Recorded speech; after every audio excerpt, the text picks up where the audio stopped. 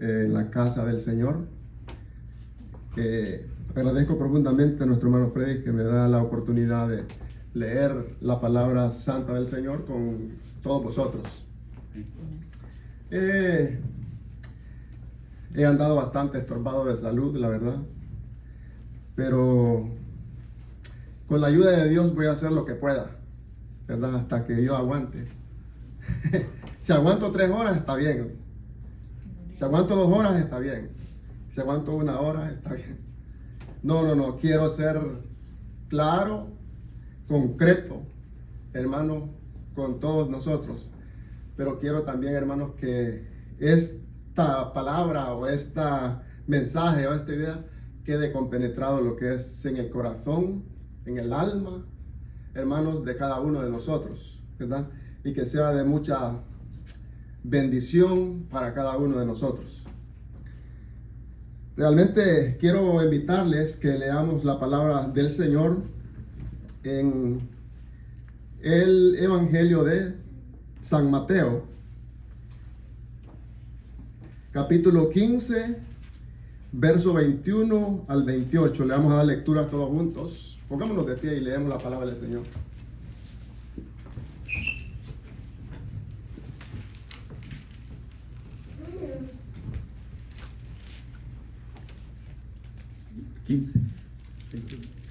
San Mateo 15, versículos 21 al 28.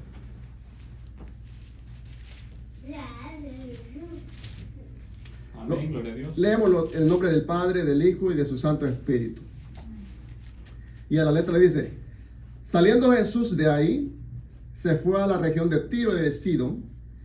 Y aquí una mujer cananea que había salido de aquella región clamaba diciéndole: Señor, Hijo de David, ten misericordia de mí. Mi hija es gravemente atormentada por un demonio. Pero Jesús no le respondió palabra. Entonces, acercándose sus discípulos, le rogaron diciendo: despídela, pues da voces tras nosotros. Él respondiendo dijo: no soy enviado sino a las ovejas perdidas de la casa de Israel. Entonces ella vino y se postró ante él diciendo: Señor, socórreme. Respondiendo él dijo: no está bien tomar el pan de los hijos y echarlo a los perrillos. Y ella dijo: sí, Señor, pero aún los perrillos comen de las migajas que caen de la mesa de sus amos. Entonces respondiendo Jesús dijo: oh mujer, grande es tu fe, hágase contigo como quieres. Y su hija fue sanada desde aquella hora. ¿Qué le parece si hacemos una oración para decir al Señor que nos ayude y que nos alumbre para poder recibir y entender lo que es la palabra de Dios? Soberano Señor y Padre de nuestro gran Dios Salvador Jesucristo, en este momento estamos, oh Dios, reunidos en este momento, Jesús, dándote, Dios mío, la gloria y la honra a ti, Jesús. Nada para nosotros. Señor eterno, hemos leído tu palabra, Jesús. Estamos conscientes, Señor, que necesitamos cada día de ti, de tu palabra, Jesús. Que tu palabra girme en nuestros corazones, en nuestra mente, Dios mío, y cambie, alimenta nuestra alma, nuestro ser interior por medio de tu palabra. Señor, porque tu palabra nunca vuelve vacía, Señor. Ayúdanos a cada uno de nosotros en este momento, Padre. Por favor, bienvenido, Señor, Espíritu de Dios, a nuestras vidas. Amén.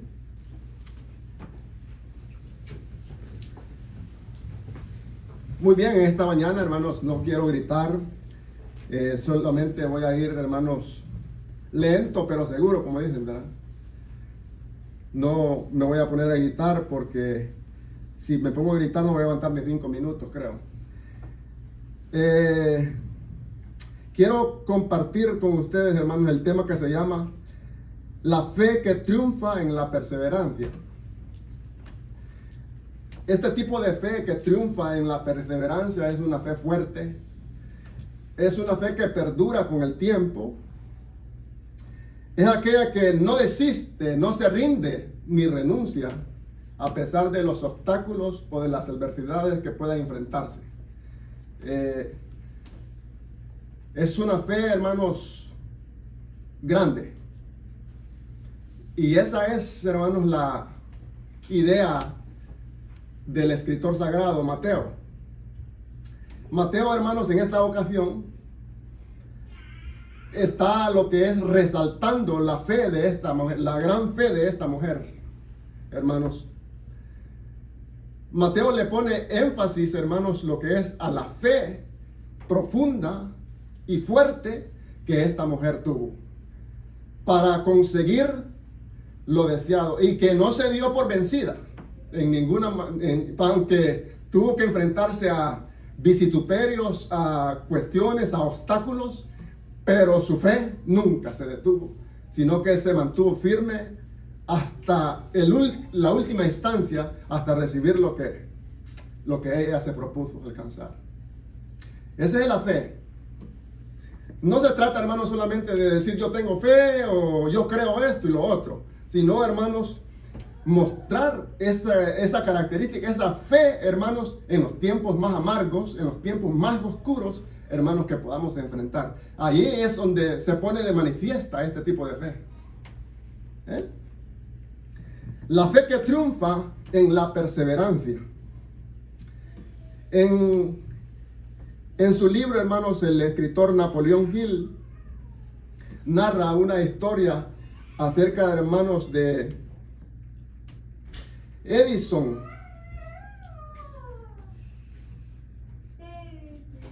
o Thomas Edison, un gran inventor, hermanos, que hubo aquí en esos días. Thomas Edison, hermanos, fue un gran inventor, porque inventó muchas cosas, inventó la máquina, ¿cómo se llama? La cámara de grabar y muchas otras cosas que inventó, que ahora nos sirven a nosotros, hermanos, como instrumentos útiles a la humanidad. Pero Edison, hermanos, tenía uno de los grandes sueños. Y uno de los grandes sueños que tenía era, hermanos, inventar el foco, el bombillo que nosotros nos alumbra, ¿verdad? Él lo tenía en la mente y era un sueño y un deseo, una idea que él tenía en su corazón, hermanos, de tener un foco, de obtener un bombillo para que alumbrase. Y, hermanos, después de haber, hermanos, luchado y después de haber fracasado más de 10,000 veces en su intento para conseguirlo, hermanos, como por arte de magia, Edison, hermanos, lo logró. Lo logró inventar, hermanos, el bombillo eléctrico para que alumbrase.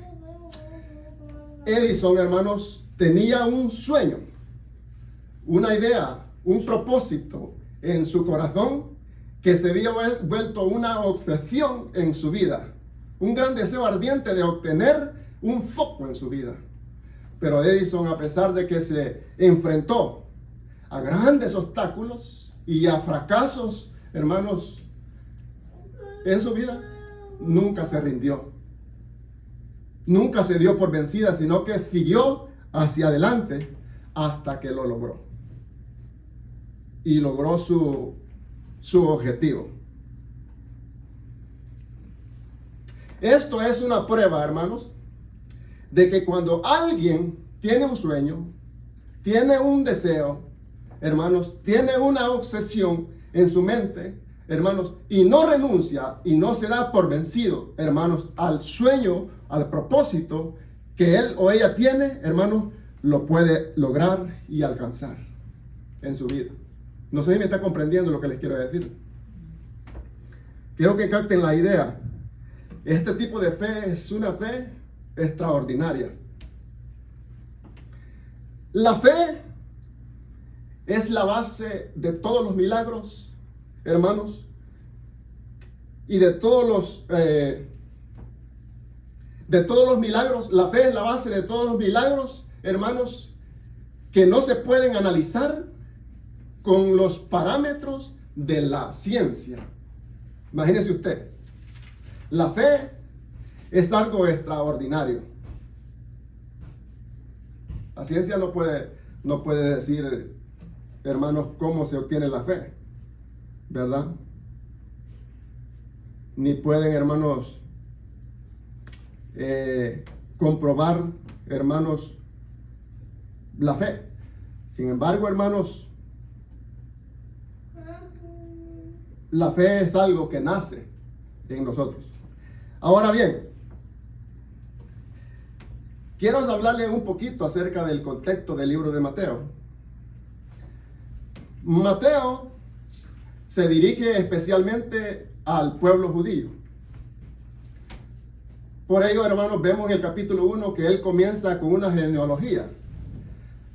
A través de esta genealogía, Mateo, hermanos, quiere convencer a los judíos, hermanos, que Cristo cumple con todas las credenciales por ser un descendiente de David, para ser el Mesías del pueblo de Israel.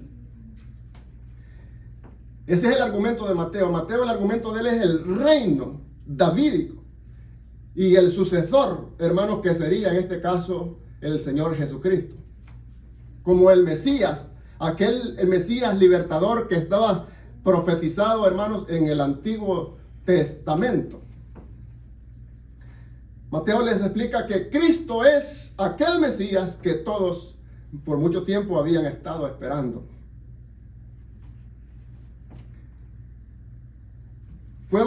Mateo, hermanos, fue uno de los 12 discípulos que pertenecían al círculo íntimo de Cristo.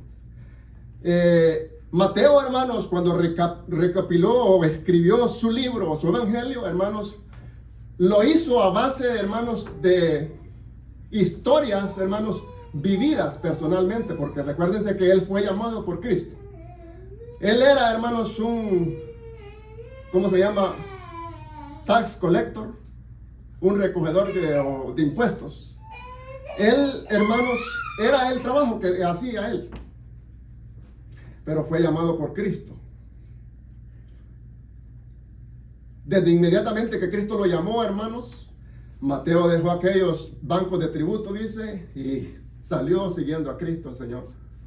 Y desde ahí en adelante, hermanos, la vida de Mateo fue, hermanos, tan diferente y tan distinta, hermanos, de que fue, hermanos, el personaje, hermanos, que escribió este evangelio que nosotros tenemos con su nombre, Mateo. Pero él, hermanos, fue un testigo presencial, hermanos, de Cristo. A él nadie le contó, nadie le dijo nada. O sea, cuando escribió su evangelio, hermanos, él no recogió de otras fuentes para preparar su evangelio, sino que él, hermanos, personalmente había vivido, hermanos, todas aquellas experiencias. Evidentemente, hermanos, cuando Cristo llegó a este lugar, hermanos, él estaba presente ahí. La fecha, hermanos, del libro de Mateo fue, o tuvo que ser, hermanos, entre los años 50 y 60, hermanos, después de Cristo. ¿Por qué digo esto? Porque no pudo ser, hermanos, después del año 70, sino que tuvo que ser antes del año 70 después de Cristo. ¿Por qué? Porque Mateo, recuérdense bien, cuando uno lee su evangelio, menciona, hermanos, que el templo y la gran ciudad del gran rey estaba en pie para ese tiempo. No había sido destruida. La ciudad, hermanos, de Jerusalén y el templo fue destruido en el año 70 por los romanos. Si él viera, hermanos, escrito su evangelio después del año 70, evidentemente que lo hubiera mencionado, pero él no lo menciona. Él menciona que el templo está en pie aún. Por eso digo yo, hermanos, y muchos teólogos también afirman que este libro fue escrito antes del año 70, después de Cristo. Ahora bien, después de lo que les he mencionado, hermanos, en primer lugar, quiero que veamos, hermanos, la fe que triunfa en la perseverancia, hermanos, no se cansa cuando no ve una respuesta inmediata a su petición. Pongamos los ojos en lo que hemos leído, un momento. Dice el versículo 21. Saliendo Jesús de allí, se fue a la región de Tiro y Sidón. Tiro y Sidón, hermanos, eran ciudades o pueblos, hermanos, afuera de los límites de Israel. Hermanos, en la tierra de los finicios. Cristo, hermanos, por el texto paralelo de Marcos, hermanos, sabemos que Cristo llegó ahí, hermanos, a Tiro y Sidón, pero no fue con el son de predicar el evangelio ahí, ni para sanar. Dice Marcos que él fue allí para descansar en una casa, porque él no quería que nadie lo supiese. Posiblemente él venía cansado de caminar y de predicar, de hacer milagros en otros pueblos, y él lo que quería descansar. No quería nada más que descansar, estaba cansado, porque recuerden de que él era 100% humano también. Y dice Marcos que él lo quería, y no quería que nadie se diese cuenta que él había llegado ahí, pero no pudo. No pudo esconderse, porque esta mujer dice que se dio cuenta que Cristo había llegado ahí. Inmediatamente, hombre, comenzó aquella mujer, hermanos, a clamar y a decir: Jesús, hijo de David, ten misericordia de mí. Mi hija es gravemente atormentada por un demonio. O mi hija sufre, como dicen en otras versiones, sufre por estar endemoniada. Se fue el clamor, primeramente, hermanos, de esta mujer, hermanos, por su hija. Locos seríamos nosotros, hermanos, si miramos que nuestros hijos están enfermos y no oramos y no buscamos ayuda delante de Dios, y no clamamos por ellos. Esta mujer, hermanos, amaba a su hija, y por lo tanto, hermanos, ella en su súplica clamaba por ella, porque veía el sufrimiento de esta muchacha. Aunque no se menciona la edad, pero quizás estaba grande ya. Pero veía el sufrimiento como una madre, un amor fraternal como madre. Hermanos, imagínense usted, pues sufre cuando una madre, pues usted lo puede saber, sufre cuando un hijo está enfermo o pasa dificultades. Y no importa que no sea la ovejita de la casa, pero siempre, la mamá siempre mantiene ese amor. Entonces, lo que vemos aquí, hermanos, es que este primer punto es interesante. Que dice, no se cansa cuando no ve una respuesta inmediata a su petición. Y dice, hermanos, que cuando ella clama, clamar es gritar, ¿verdad? Jesús, hijo de David, ten misericordia de mí. Cuando llegó ahí, hermanos, a donde estaba Jesús, Jesús se le queda viendo y escuchándola, pero no le responde ninguna palabra. Pues solo le queda viendo. Y Jesús guarda el silencio. Me imagino yo que viéndola en su tristeza y su angustia que esta mujer tenía. La miraba y la contemplaba. Pero lo tremendo es que no le respondió palabra, dice el texto sagrado. Si usted lee el 23, pero Jesús no le respondió palabra. Dice el doctor Elvis Carballosa en respecto a este texto: el silencio de Dios es la más grande prueba de nuestra fe. El silencio de Jesús no era de repudio, sino de gracia. Una vez escuché, hermanos, a predicar en un sermón a este predicador famoso en inglés, Spurgeon. Carlos Spurgeon fue uno de los grandes predicadores en el siglo XVIII.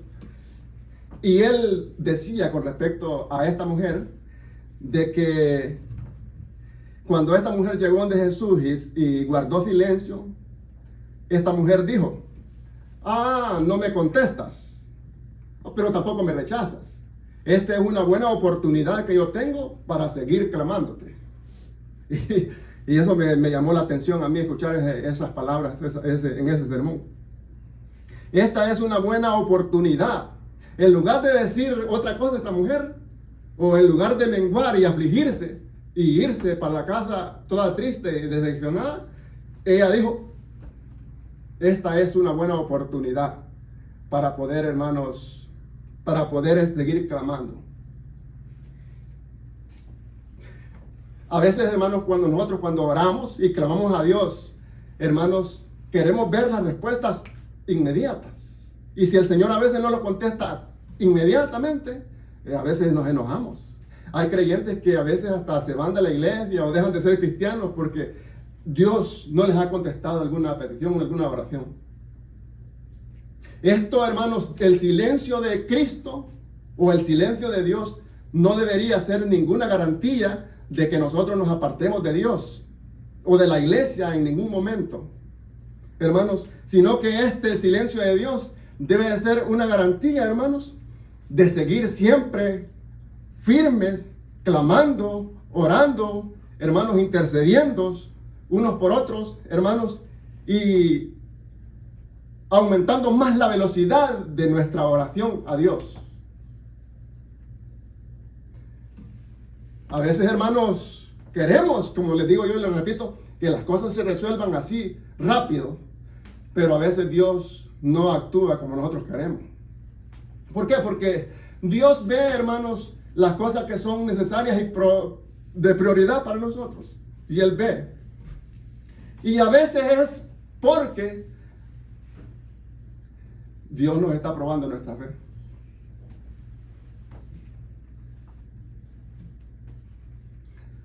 Así que debería, hermanos, de ser, este silencio de Dios no debería ser de tristeza, hermanos, para nosotros, sino que debería de ser de fortalecer más nuestra fe y incrementar más nuestra confianza en Dios y buscarle más con fuerzas para que Él nos escuche. Una cosa sí es cierto, Él guarda silencio, pero no guarda silencio para siempre. Él no es que no nos escucha, Él nos escucha, pero tiene que ser, como decía mi hermana, en el tiempo de Él, no en el tiempo de nosotros.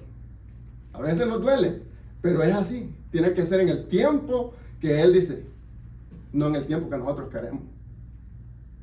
Así es la cosa en la vida del Señor. Segundo lugar, la fe que triunfa en la perseverancia no se desalienta cuando se enfrenta a obstáculos en el camino. Póngale los ojos en el versículo 24 y 28, al 28.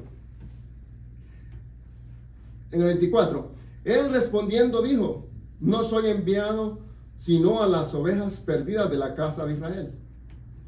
Entonces ella vino y se postró ante Él diciendo, Señor, socórreme. Señor, socórreme. Respondiendo Él dijo, no está bien tomar el pan de los hijos y echarlo a los perrillos. Es palabra fuerte. Mire, hermanos, yo no sé, y yo venía pensando en eso, y cuando meditaba y estudiaba, hacía el estudio de este versículo, de estos versículos, me preguntaba yo, ¿por qué el Señor recibió a esta mujer así? ¿Por qué no le quería hacer el favor inmediatamente? ¿Por qué le tuvo que decir esto y lo otro? Decía yo, pensando yo en esto. Y vino un pensamiento en mi cabeza y dijo, mira, eso que estás pensando, te lo tenés que preguntar a Cristo cuando estés en el cielo. Entonces dije yo, bueno, es lo que voy a hacer. Es la única manera, hermanos, que cuando yo llegue al cielo, hermano, le voy a preguntar al Señor Jesucristo, ¿por qué o cuál fue la razón por la cual le dijo esto que le dijo a esta mujer? No se sabe a ciencia cierta o las razones, hermanos, por las que el Señor, hermanos, pero una cosa sí es cierta, hermanos, que el Señor le tuvo que decir estas palabras a esta mujer, porque el Señor conocía el corazón de ella y conocía qué tipo de fe tenía. Y es posible que el Señor lo que estaba haciendo era probando el tipo de fe que tenía en su corazón. Y él sabía, el Señor sabía, hermanos, que esta mujer la fe de ella era tan fuerte que la iba a traspasar o iba a vencer, hermanos, la fe que ella tenía, a pesar de las palabras que le está diciendo. no le parece algo extraordinario, porque recuerden lo que dice el apóstol Pedro en 1 de Pedro 1:7. Dice, para que sometida a prueba vuestra fe, mucho más precioso que el oro, el cual, aunque perecedero, se prueba con fuego, sea hallada en alabanza, gloria y honra cuando sea manifestado Jesucristo. Evidentemente, hermanos, pudo haber sido, hermano, que el Señor la estaba probando. A veces el Señor, hermanos, nos prueba para ver qué tipo de fe nosotros tenemos.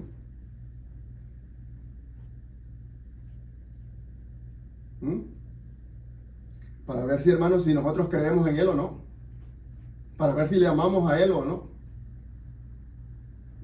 El Señor nos prueba muchas veces. Hay dos obstáculos que se enfrentó esta mujer. El primer obstáculo, hermanos, que el Señor Jesucristo no estaba dispuesto a comenzar, hermanos, o a seguir el ministerio, hermanos, o su ministerio, hermanos, en tierras gentiles. Porque recuérdense que esta mujer era gentil. Y para aquí, hermanos, para que quede bien claro, y los que no saben, hermanos, que es un gentil, lo gentil es una persona que no es de la nación de Israel, que es de otro pueblo. En este caso, esta mujer era gentil, no era, hermanos, de la nación de Israel, sino que era de Fenicia, aunque dice Marcos que esta mujer era cananea, ¿verdad? Pero que hablaba griego. Y es posible que, como también los apóstoles y Cristo también se comunicaban en ese idioma. No se sabe en qué idioma pudo hablar con Jesús, si fue en arameo o fue en griego, pero la cosa es que el Señor no estaba dispuesto a continuar su ministerio ahí en ese momento, sino que lo haría posteriormente, hermanos, después que Él fuese resucitado de entre los muertos. Y todos lo vemos muy bien, hermanos, que después comisionó a los 10 apóstoles en Mateo 10, 5, 6, les dice, id, por camino de los gentiles no vayáis, por ciudades de Amastrano no entréis, sino id antes a las ovejas perdidas de la casa de Israel. Él quería, hermanos, en su propósito eterno, salvar primeramente a la nación de Israel y luego, en segundo lugar, comenzar con el pueblo gentil, con los que no eran judíos. Evidentemente esto lo vemos ya, hermanos, en Mateo 28, 19, cuando el Señor Jesús resucitó, se les apareció a ellos, les dice, toda potestad me es dada en los cielos, en la tierra, por tanto id y hacer discípulos a todas las naciones, bautizándolos en el nombre del Padre, del Hijo y del Espíritu Santo de Dios. Ya ese llamado o esa obra, tarea que les da, ya es una tarea general, no solamente para la nación de Israel, sino que para los gentiles también. Y en segundo lugar, hermanos, la forma sorprendente, hermanos, que llama Jesucristo a esta mujer.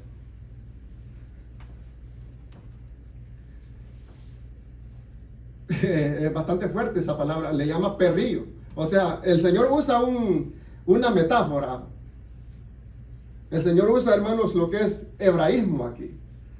Pero evidentemente, hermanos, lo que le está queriendo dar a entender, hermanos, cuando el Señor habla de perrillos o perros, hermanos, evidentemente se está refiriendo a los gentiles, porque los judíos, con ese epíteto, hermanos, cuando hablaban, hermanos, acerca de los gentiles, pueblo despreciable para ellos.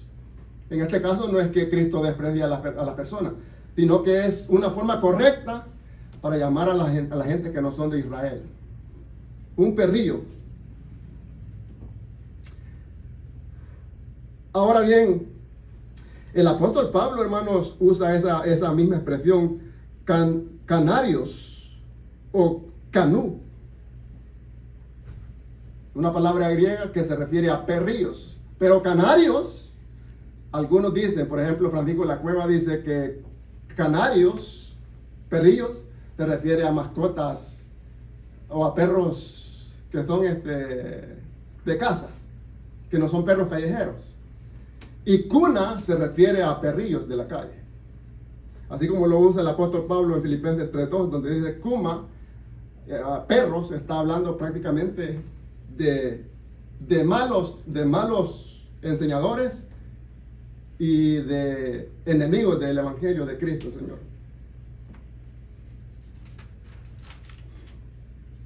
Eso piensan mucho, que eso se refiere a eso. Pero fíjense, hermanos, que a pesar de eso, vemos las cualidades tremendas de esta mujer. Esta mujer era una mujer humilde.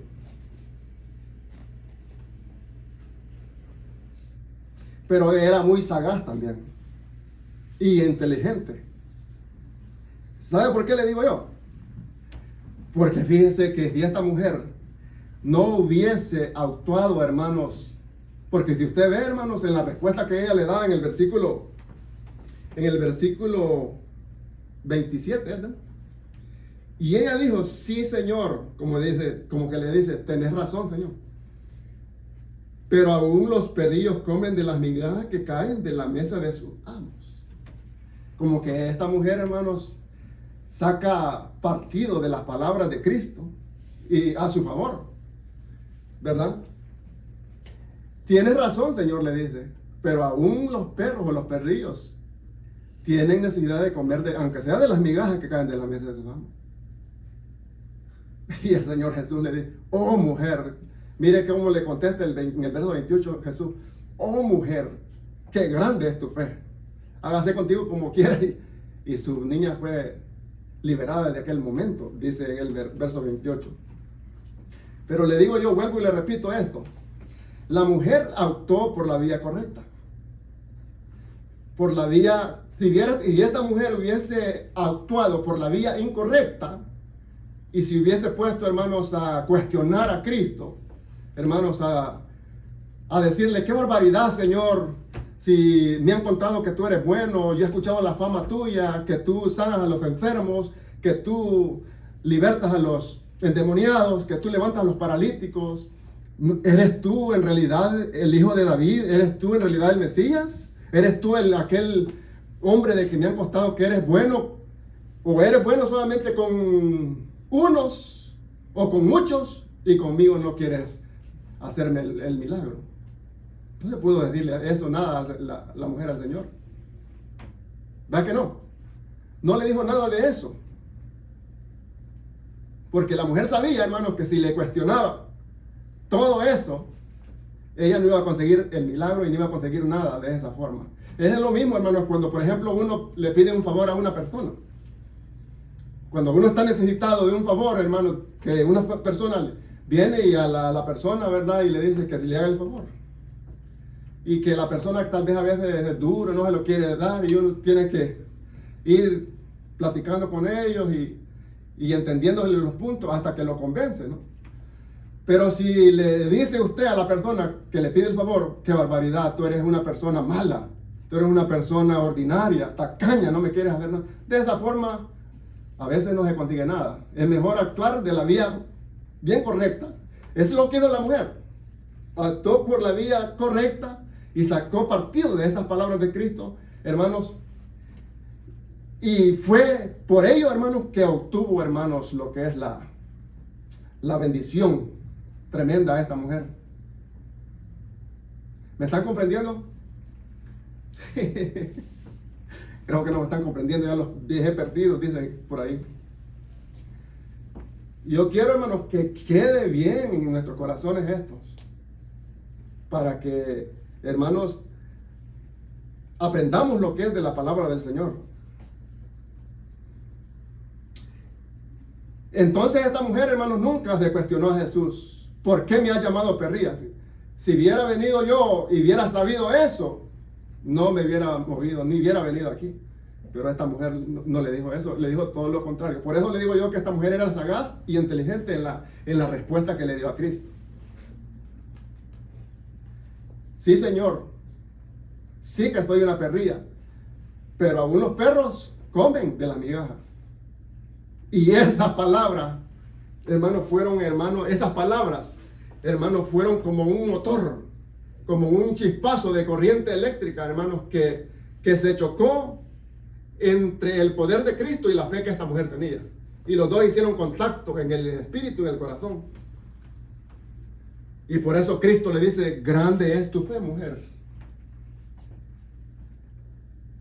¿No le parece a usted, hermanos, que si esta mujer hubiese, hermanos, renunciado desde la primera, hermanos, que Cristo le dijo que el pan era solamente para los hijos de Israel, ¿hubiera recibido el milagro la mujer? ¿Verdad que no? Si esta mujer hubiese renunciado a esa palabra cuando le llamaron perrilla, esta mujer no hubiera recibido el milagro. Pero esta fe de esta mujer fue una fe grande, extraordinaria, hermanos, porque pudo vencer todos los obstáculos, hermanos, hasta que recibió, hermanos, lo que ella se propuso. Esa mujer llevaba en su mente y en su corazón, hermanos, de aquí no me voy si tú no me bendices, como Jacob, hermanos, cuando luchó con el ángel. No te dejaré si tú no me bendices. Y esa mujer estaba dispuesta, hermanos, a decir esa misma palabra. No me voy si tú no me bendices. Y aquí no me voy si mi hija no es liberada. Porque esa mujer sabía que era la única oportunidad que tenía. Que Cristo no de casualidad llegó a ese lugar, pero esta mujer aprovechó la oportunidad que tuvo. Ahora, hermanos, porque yo sé que estamos cansados y queremos irnos para la casa, termino con esto. Y quiero que quede bien grabado en el corazón. Ya vimos, hermanos, que la fe de esta mujer fue grande, fuerte y que no renunció. Y que tuvo la bendición, hermanos, de la bendición de su hija, porque creyó hasta el final. Peleó hasta el final. Ahora bien, hermanos, cuando nosotros tenemos sueños, deseos, propósitos, hermanos, en el corazón, ya sea, hermanos, cosas de esta vida o propósitos en el evangelio, en la vida espiritual, hermanos, y nosotros, hermanos, los queremos obtener, hermanos, solamente, hermanos, los vamos a obtener cuando demostramos, hermanos, una fe que triunfa en la perseverancia. Cuando mantenemos, hermanos, este tipo de fe que triunfa en la perseverancia, hermanos, a pesar de los obstáculos, hermanos, entonces veremos la gloria del Señor y veremos los resultados. Porque nosotros no somos de los que retrocedemos, sino que los que perseveramos para gloria del Señor. Una de las cosas más comunes es el hábito, hermanos, de renunciar cuando uno es golpeado por una derrota temporal, ¿verdad? Pero no, si nosotros tenemos un deseo ardiente en nuestros corazones y queremos, hermanos, obtener ese deseo o ese sueño o ese propósito que tenemos, hermanos, en nuestras vidas, lo vamos a obtener cuando, hermanos, no renunciamos a lo que queremos. Cuando perseveramos en eso que queremos y no renunciamos a pesar de los obstáculos, a pesar de la oscuridad que se vea, a pesar de que no haya una respuesta aún, que se vea lejos, hermanos, lo que queremos, pero los mantendremos, hermanos, en esa fe perseverante. Entonces nosotros veremos la gloria del Señor. Amén. Termino. Pongámonos en pie. Quiero que me hayan entendido lo que les he querido decir.